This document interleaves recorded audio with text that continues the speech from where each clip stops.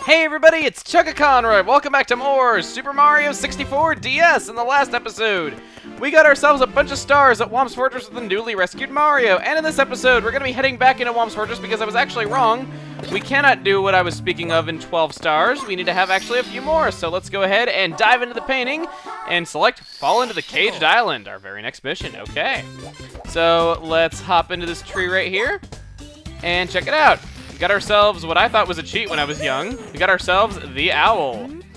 Interesting fact, this owl has only appeared in Mario 64 and oddly Mario Party Advance. Very unusual. Who's there? Who woke me up? It's still daylight. I should be sleeping. Hey, as long as I'm awake. Why not take a short flight with me? In standard mode, press the B button to hold on and release B to let go. I'll take you wherever you want to go as long as my wings hold out. Watch my shadow and grab on. What he's saying there is that he actually can run out of energy. His flight is not unlimited for those that didn't know. He actually can get tired. It takes an awfully long time, though. And we want to fall into the Caged Island, as we heard. Now, this island was a lot less fancy in the N64 version. It was also a lot less easy to fall into, but in the DS version, very simple.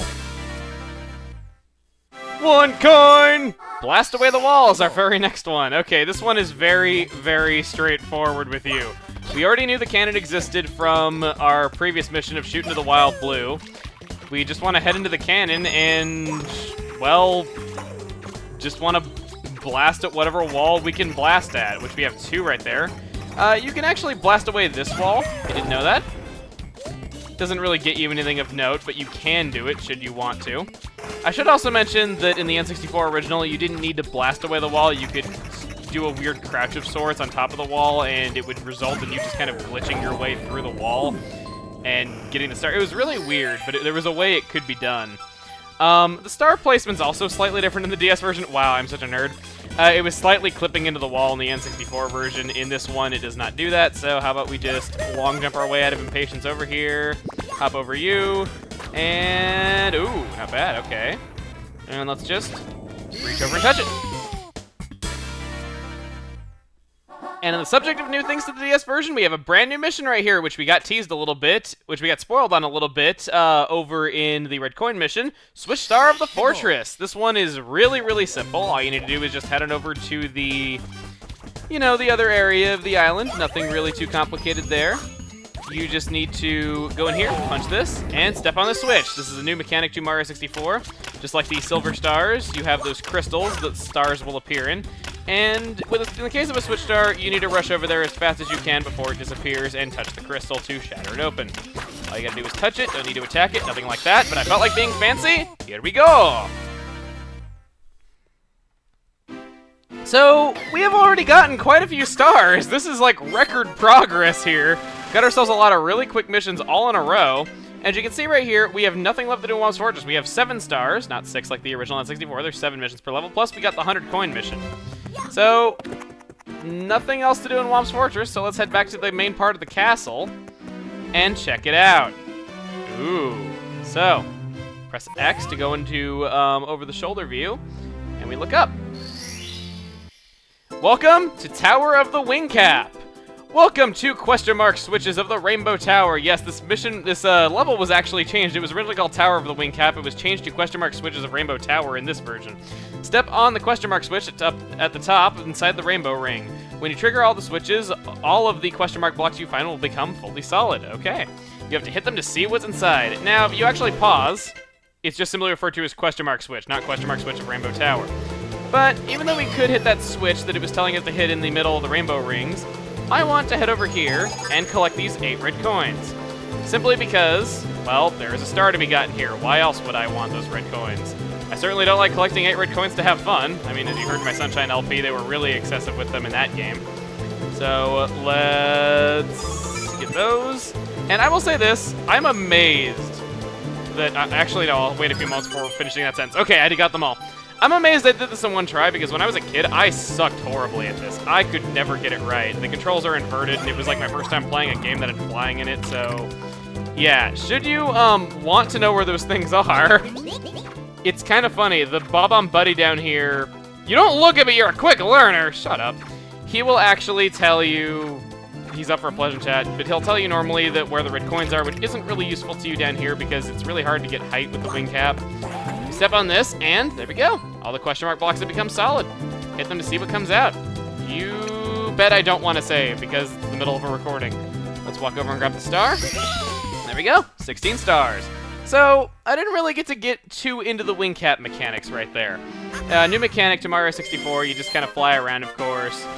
So, now that we have that, we can now do the mission Mario Wings to the Sky, which I'm going to do by going over here, and go back into Bob-omb Battlefield at long last. So, I'm going to be honest right now, as we get into Mario Wings to the Sky. When I was a child, I hated the wing cap. Yeah, you're not hearing me wrong there. When I was a kid, I hated it. I didn't get it.